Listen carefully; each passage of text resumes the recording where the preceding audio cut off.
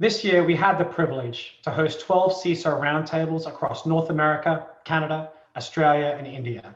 And as you might imagine, since there were CISO roundtables, a lot of the attendees were indeed CISOs, but also deputy CISOs and a number of CIOs who have security as part of their charter. And there was occasionally an industry-specific tilt to some of these conversations across financial services, oil, energy and gas, retail, healthcare, government, but really varied participants across global enterprises of different sizes, but all with a common mission, that of identifying and driving down cyber risk. You could probably guess the key concerns that our customers raised this year. The first concern was that of cyber resiliency. 2020 has raised the question of how well would companies cope in a cyber equivalent pandemic event. Similarly, given the pandemic, what risk considerations should be prioritized? For CISOs, remote security has always been a common topic.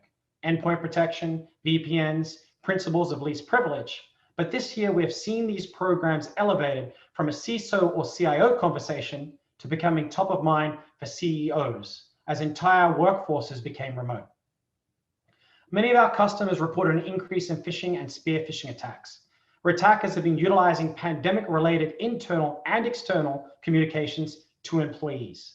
For example, trying to get you to click on a work from home notification. Ransomware has also been a pervasive topic. In industry, it has been on the rise for many years, but it seems that as companies reassess their resiliency capabilities in general this year, ransomware has come to the forefront. We've also had customers that have been victims to ransomware, and we've fostered learnings and shared tactics with many of our customer security teams.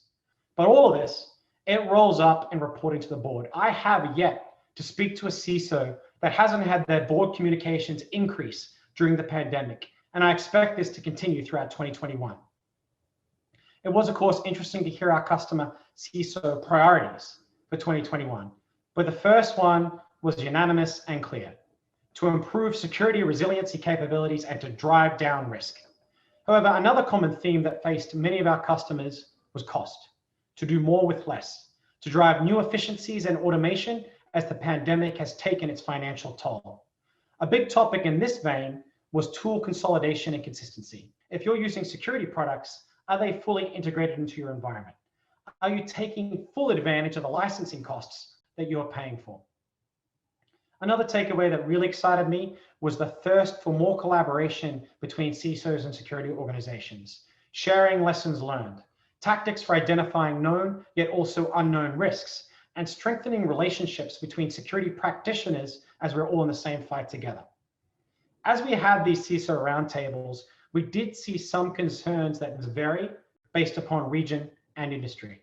For example, in India, we saw the larger financial services institutions leading the way as experts, but also, especially in the US and the UK, the desire to satisfy regulators and their increased concerns on security resiliency.